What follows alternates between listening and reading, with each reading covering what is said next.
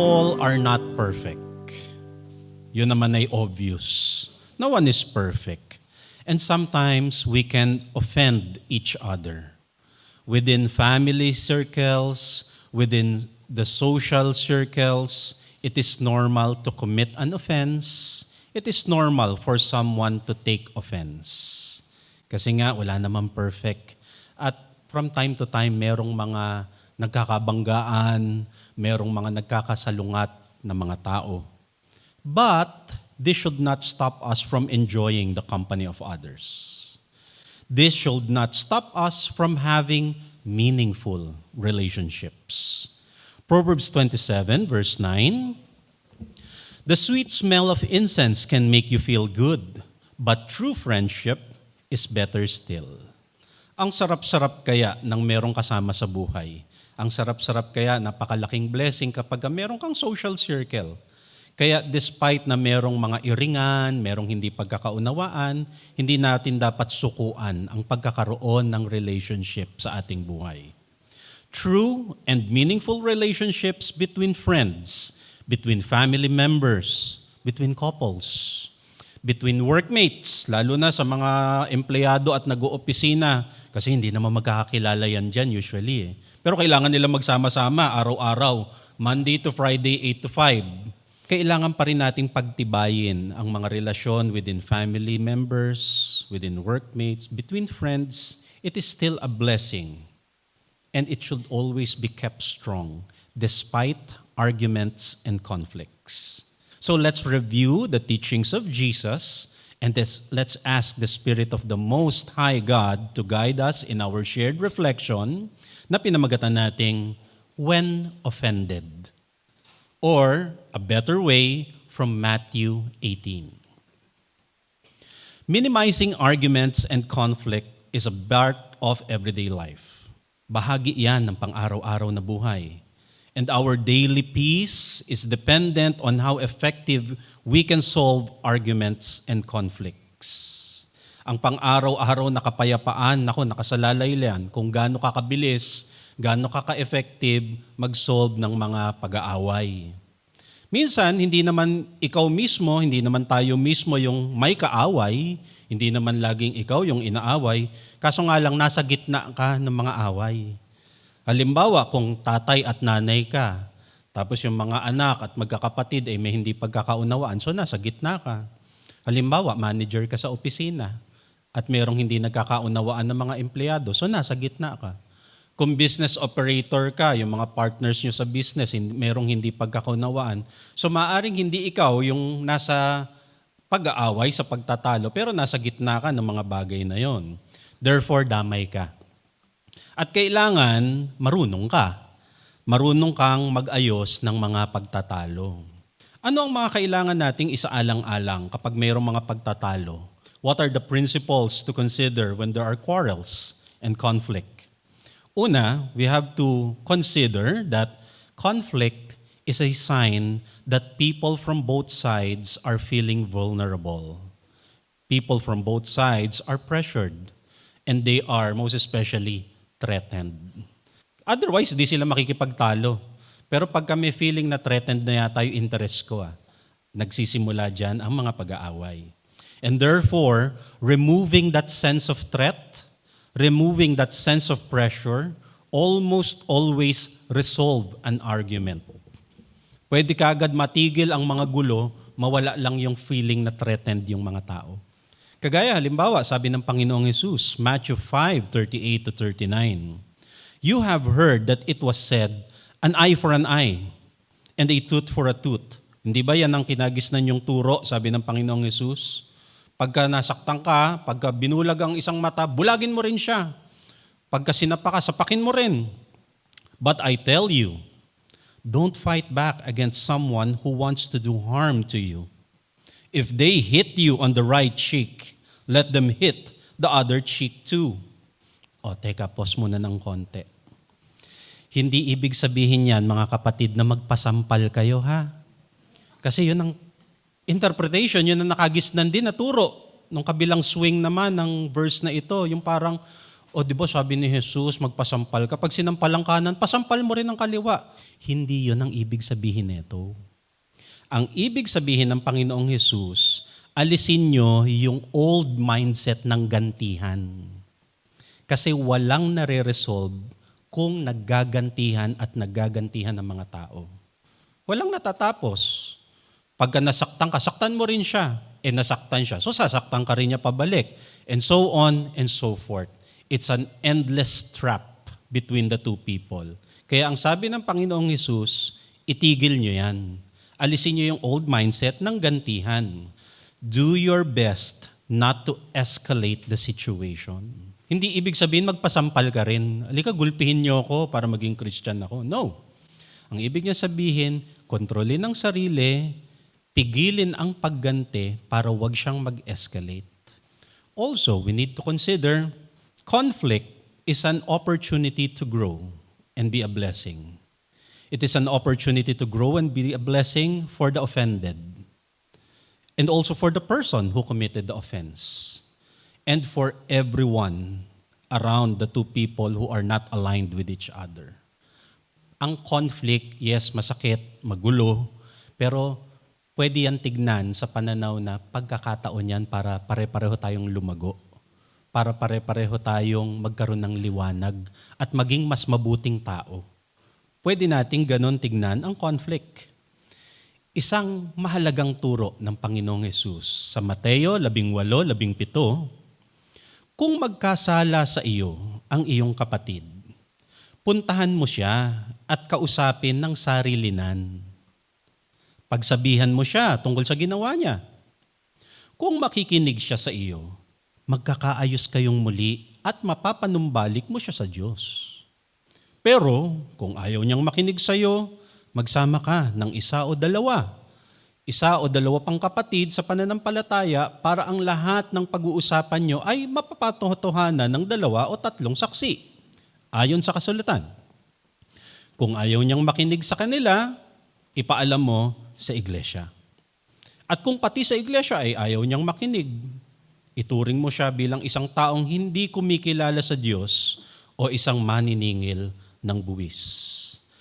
Ang dami-daming katuruan, ang dami-daming wisdom and practicality na isinandwich ng Panginoong Hesus dito sa mga verse na to, but also at the same time, ang dami niyang mga controversial points na mabuti pang isa-isahin natin in line dito sa usapin na binuksan natin ngayong umaga.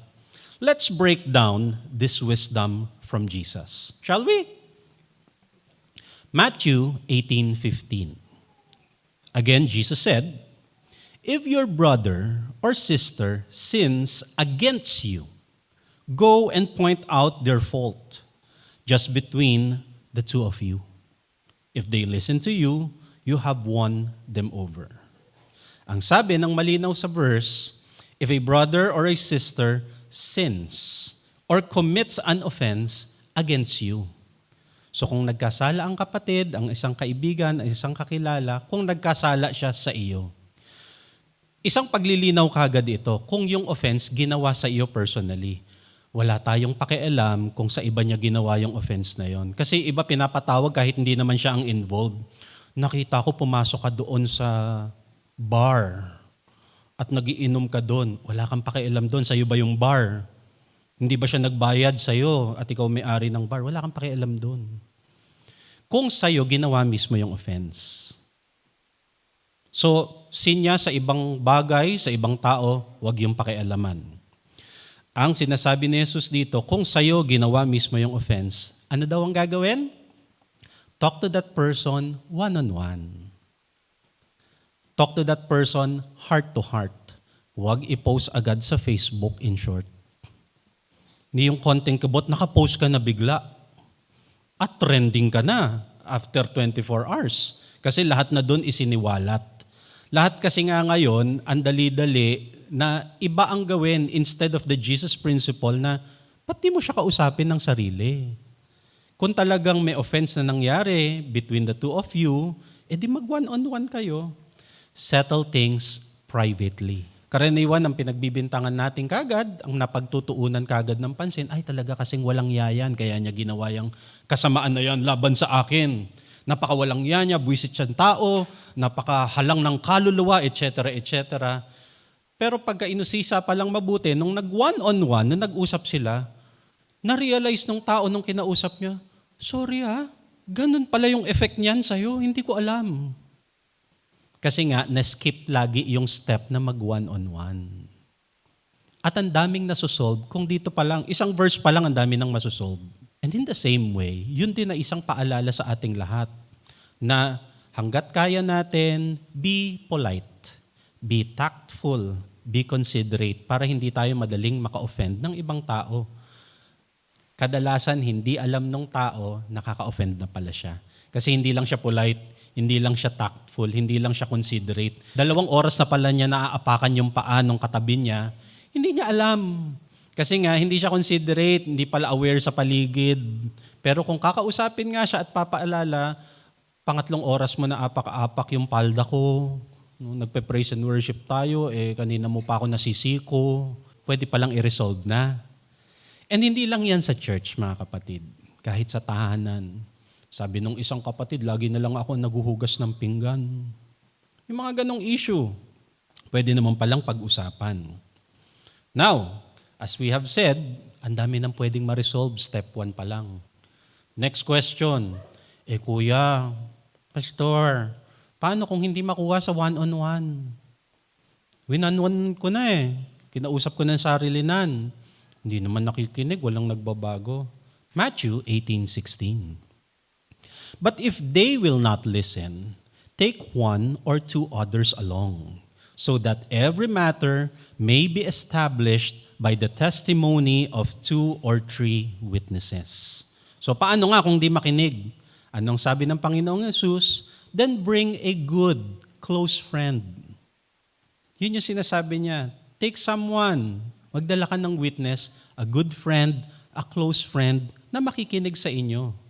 Magdala ka ng makakasama, hindi para kuyugin, hindi para pagtulungang ibuli, hindi para lalo pagchismisan. Magdala ka ng makakasama para mayroong maging kalmado sa pagitan ninyong dalawa. In acknowledgement na isasama mo siya, kapatid, sumama ka naman kasi baka mawalan din ako ng control. At least merong referee. Yun ang point ng verse na ito. Bring someone na mas kalmado sa inyong dalawa, na pwedeng magpapayapa ng sitwasyon. At kung kayo yung tinatawagan to be tagged along, kung willing kayo to be tagged along, don't be quick to judge. In the first place, kaya kasi nasama sa ganyan, to bring peace. James 3:18, people who work for peace in a peaceful way get the blessings that come from right blessing. Kung ikaw ang tinatawagan at willing ka sumama, abay, blessing yun. It's a blessed thing to do na maging taga-pamayapa. Kung kayo ang nilapitan na dapat gumitna, maging taga-pamayapa. Hindi yung tinawag ka tapos nung dumating ka doon sa eksena, lalong gumulo.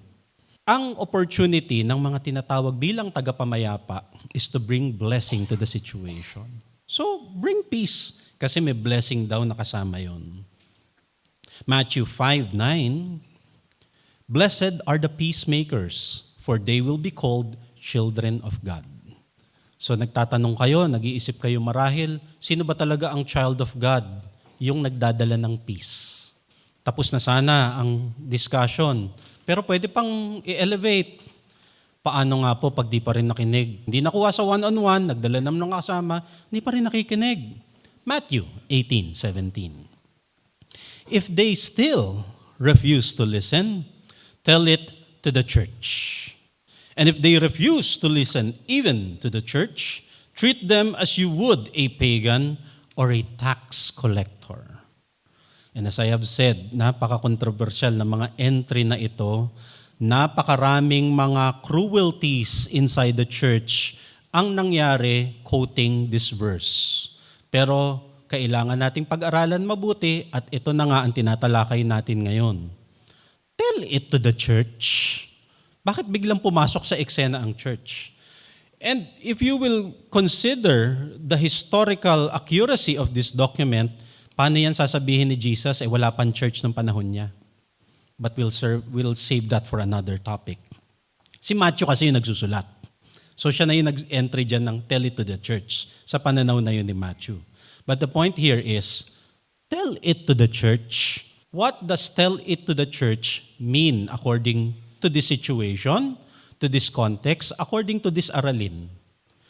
Churches in the ancient times of the New Testament are not the church establishment we know today. So pag sinasabing church dun sa Matthew, hindi yan yung church na nakikita natin ngayon. Hindi yan kagaya ng format natin ngayon na establishment. Nasa One Ayala, nasa building, nasa PICC. Hindi yan yung church na tinutukoy nila nung unang panahon during the New Testament. Churches in the ancient times of the New Testament are actually home churches. Or ang tawag pa nga natin sa panahon natin ngayon, sambahay. Philemon 1, verse 1 to 2. Philemon, sabi ni Paul sa kanyang sulat, you work with us and are very dear to us.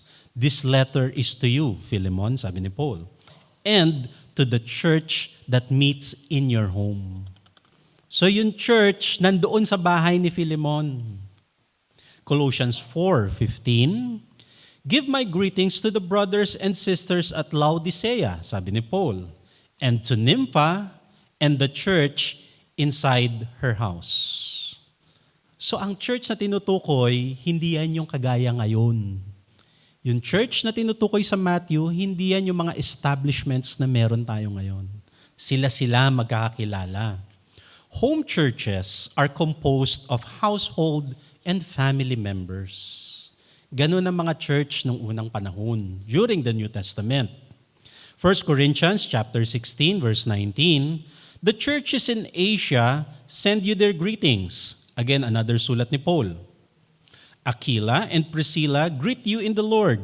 Also the church that meets in their house sends their greetings. So Aquila and Priscilla are husband and wife. So ang format nung panahon nila, pamilya yan na nagmi-meet sa iisang bahay. Yun ang church. Ganyan din ang case sa 2 Timothy chapter 1 verse 5. I am reminded of your faith, sabi ni Paul kay Timothy, which first lived in your grandmother Lois and in your mother Eunice, and I am persuaded now lives in you also. So na nagsusulat si Paul kay Timothy, nakaalala ko yung faith ninyong pamilya. Alam mo, ganyan din dati yung lola mo. Ang church noong unang panahon, pamilya, inside household. Having said this, we can point out that the church, as it is written in Matthew, yung tinatalakay natin na verse, it refers to the closed group among the family and household. Now, let's go back to Matthew 18:17. If they still refuse to listen, tell it to the church. And you can read it, tell it doon sa inyong pamilya. Pag-usapan ninyong pamilya. Pag-usapan yung magkakamag-anak. Merong mga sambahayan na kagaya noon, hanggang ngayon, hindi naman talaga sila magkakamag-anak, pero magkakasama sila sa isang bahay. So pamilya sila doon. Right? When it says here, tell it to the church, pag-usapan ninyo bilang pamayanan ninyo. Pag-usapan ninyo sa inyo. And if they refuse to listen to the church, kung di pa rin makinig, kayo ng buong pamilya nag-uusap, ano pang sabi? Treat them as a pagan or someone who does not believe in God or a tax collector. Ang bigat na statement, pero let's reanalyze again. Ano ang ibig sabihin ng treat them as a pagan, treat them as a tax collector? Ibig ba sabihin itakwil sa church? Ibig ba sabihin tanggalin sa church? Kasi karaniwan, yun ang itinuturo at pinapractice. Meron pa nga nagsasabing, give them to Satan. Meron pa mga ganun. You know, Matthew himself, yung nagsulat, siya mismo tax collector bago siya naging follower ni Jesus. Matthew himself is a tax collector before Jesus. Matthew 9:9. As Jesus was walking alone, he saw a man named Matthew sitting at his tax collector's booth. In-emphasize pala talaga na tax collector booth niya. Sa kanya mismo yon. Follow me and be my disciple, Jesus said to him. So Matthew got up and followed him. Base sa verse na ito, pag-isipan natin ngayon, how do you treat a tax collector kung ikaw si Jesus? Jesus treat a tax collector like Matthew with kindness, with grace, and with loving guidance. Sa tingin nyo, sinipa-sipa niya si Matthew, ikaw, tax collector ka, walang nya. Sa tingin nyo, ganun ang treatment ni Jesus. Pero sabi niya kay Matthew, who was a tax collector before he became a disciple, Hi Matthew, gusto mong sumali? Halika, join ka. Gusto mo bang magkaroon ng kapahingahan sa ginagawa mo? Halika, sunod ka sa akin. Gusto mo ba ng guidance para maging living life to the full ang araw-araw mo? Halika, sali ka sa akin. Ganon ang treatment ni Jesus sa mga tax collector. Let's reread again yung sinasabi sa Matthew 18 kanina. So sabi niya, treat them as a tax collector. Hindi nakinig sa one-on-one. Hindi nakinig, nagdala ka ng kasama. Hindi pa rin nakinig nung dinala mo na yung concern sa inyong grupo, sa inyong pamilya. Ano ngayon ang treatment as a last resort? Treat him as a tax collector. Ibig sabihin, ituring mo siya bilang isang tao na hindi talaga nakakaunawa. Kailangan niya ng grace, kailangan niya ng kindness, kailangan niya ng guidance. Hindi sinasabi nung verse na sipain mo siya palabas ng church, itakwil mo siya. Hindi sinasabi na ipulpito mo siya. According sa puso, kaisipan at espiritu ni Jesus, treat them as a tax collector, as someone who do not know God. Hindi niya talaga nauunawaan ang ginagawa niya. Therefore, treat them with kindness, with grace, and with patient guidance. We must extend kindness, grace, extend guidance sa abot ng makakaya. So summarizing everything, according to Matthew 18, when a brother or a sister offends you, dapat ikaw mismo talk to them personally to enlighten and correct the situation. Talk to them personally. Kayo muna.